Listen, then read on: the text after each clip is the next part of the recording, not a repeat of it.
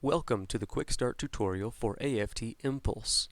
This tutorial will teach you the fundamentals of using and understanding AFT Impulse. Prerequisites include passing an undergraduate engineering course in the analysis of pipe system fluid mechanics, as well as familiarity with standard industry practice in pipe flow analysis.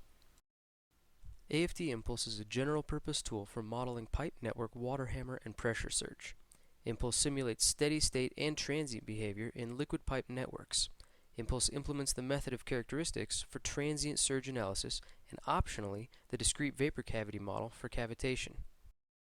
Impulse can model all liquid systems in which fluid density, dynamic viscosity, and bulk modulus do not change within a single pipe. Impulse can model Newtonian and non-Newtonian fluids using a number of different methods. Impulse can model systems that are pump, gravity, or pressure driven.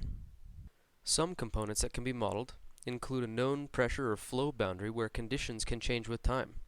Various pump models can be applied, including a speed that changes with time, pump inertial effects, centrifugal pumps and positive displacement pumps, and pumps with flow and pressure controllers. Standard valves, control valves, relief valves, check valves, all of these can have a position that changes with time. Gas accumulators, liquid accumulators, surge tanks, and vacuum breaker valves are just a few more components that can be modeled. The engineering assumptions and limitations required to use AFT Impulse include that the wave speed stays constant during the transient simulation, non-condensable gas release is negligible, and pipes are liquid full and fluid is single phase. Alright, so let's talk about the concept of water hammer. Water hammer is a transient phenomenon that occurs in liquid piping systems as the hydraulic behavior adjusts to changing conditions.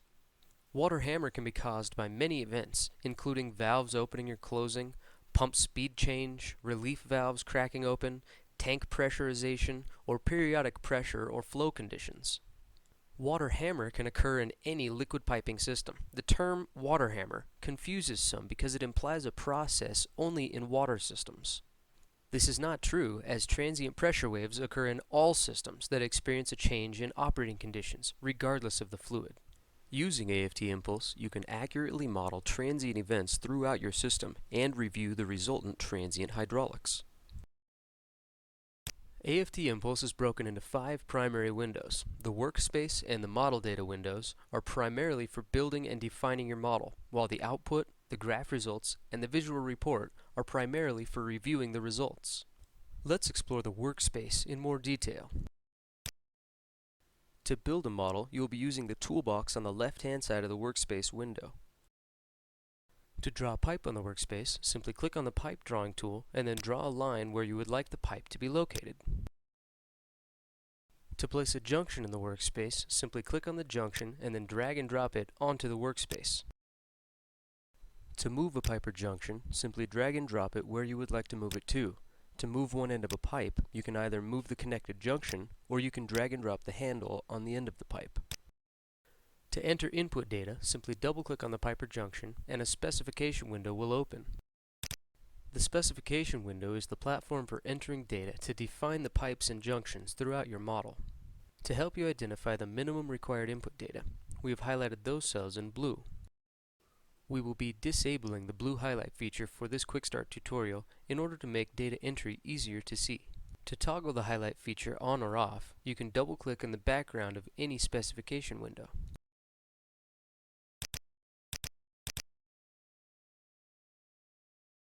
There is a model status light in the lower right corner which will turn green after you are ready to run your model. If you click on the model status light, a checklist will be displayed outlining what must be completed prior to running your model. The checklist can also be accessed through the View drop-down menu.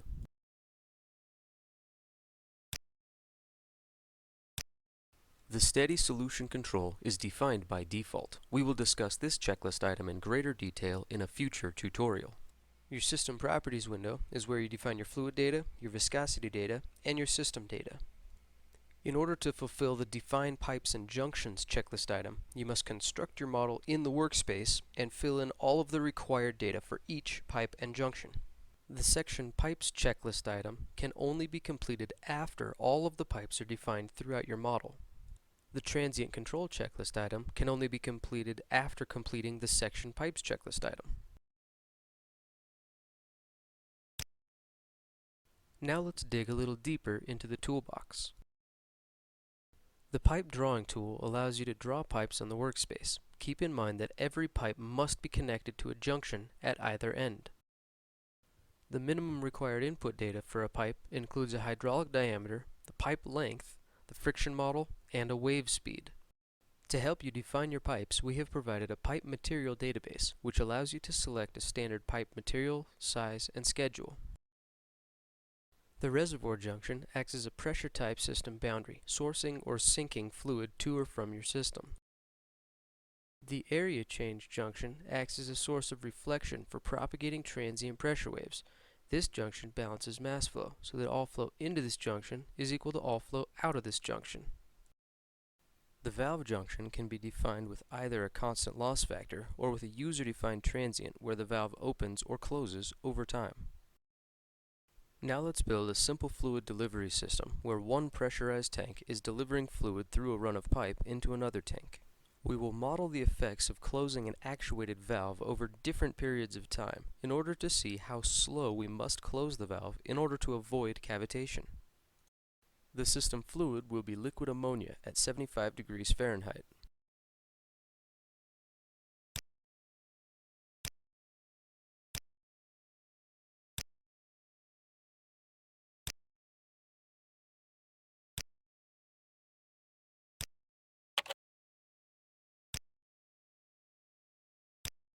Notice that the system properties are now defined.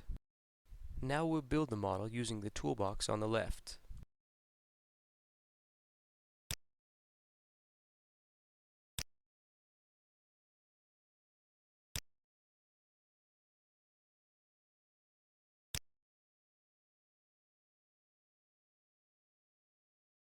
Notice that as you hover over an icon in the toolbox, there are shortcuts that appear in the bottom of the left pane. If you hold down the Control key on the keyboard, you will be able to draw multiple pipes consecutively without having to re-click the pipe drawing tool every time.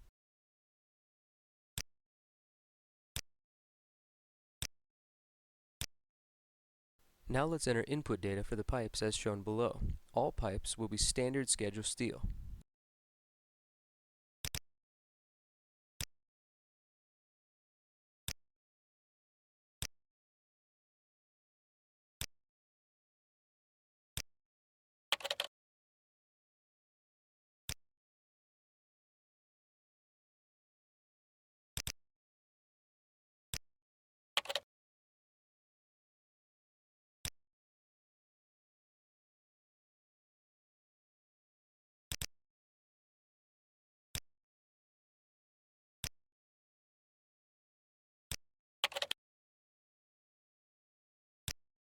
Now let's enter input data for the junctions. The elevations are shown below. The pressurized supply and delivery tanks are controlled at a pressure of 250 psig, and the area change will be modeled as an abrupt transition.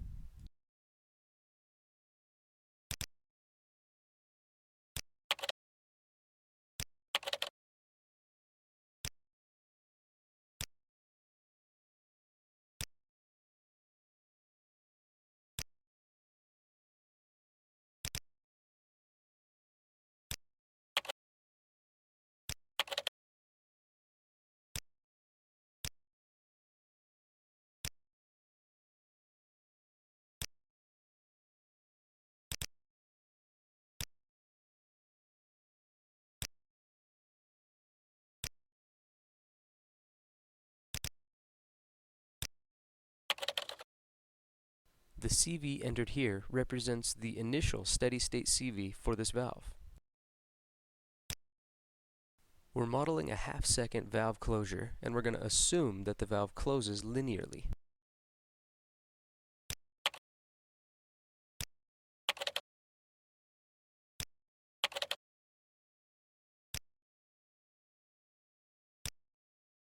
Here we can see that the CV of the valve decreases from its initial steady-state value of 1000 to a closed position over half a second. Notice that this transient is set to begin at time equals 0 seconds, beginning from the initial steady-state conditions as determined by AFT Impulse. Notice that the Define Pipes and Junctions checklist item is now complete. At this point, we are able to work on the section pipes and transient control checklist items.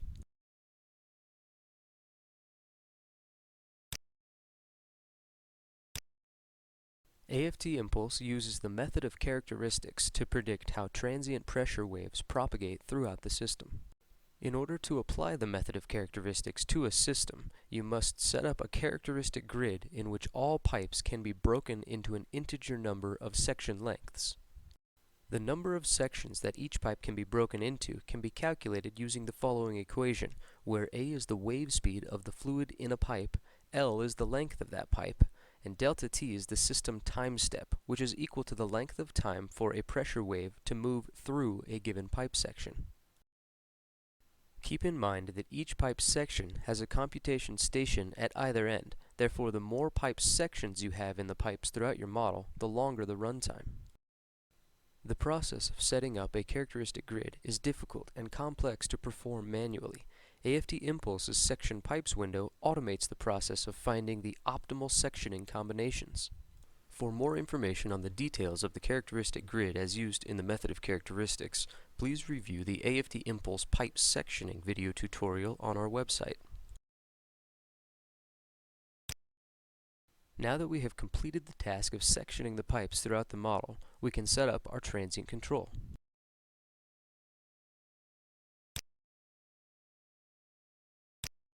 The transient control window allows you to fine-tune how the transient simulation will be calculated and saved into output. We will leave all of the defaults set, including the option to model transient cavitation, and change the simulation duration to 5 seconds.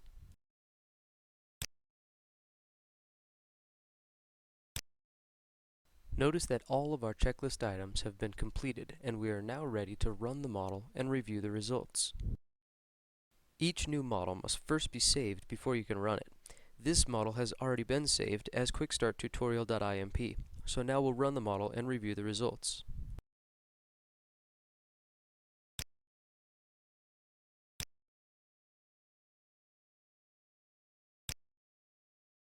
The output window is broken into 3 sections: the general section at the top, the pipes section in the middle, and the junctions section at the bottom. The results shown here are the initial steady-state results. The easiest way to review the transient results is through the graph results window.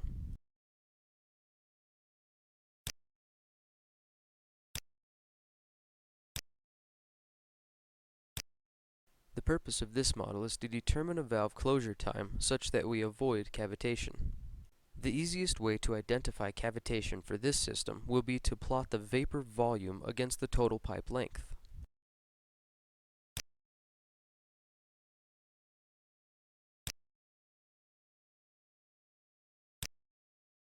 Note that this graph will show the maximum and minimum values that occurred at any time throughout the simulation duration.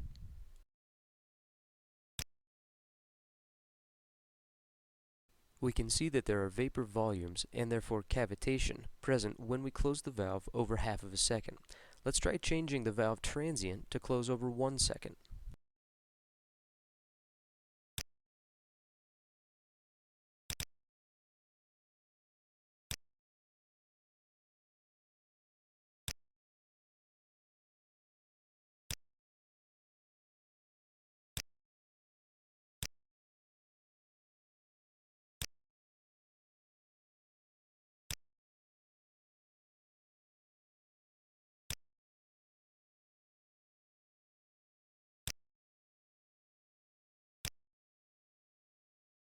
Although lengthening the valve closure time did not eliminate cavitation, it did reduce the vapor volumes.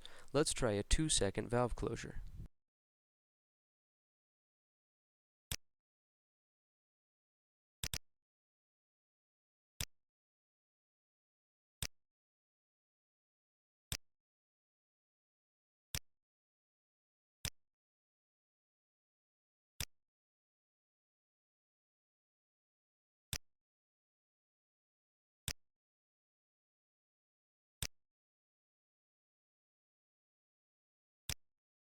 As is shown by the absence of vapor volumes, a 2-second valve closure does not result in cavitation. Now let's animate the transient pressure profile of the 2-second valve closure.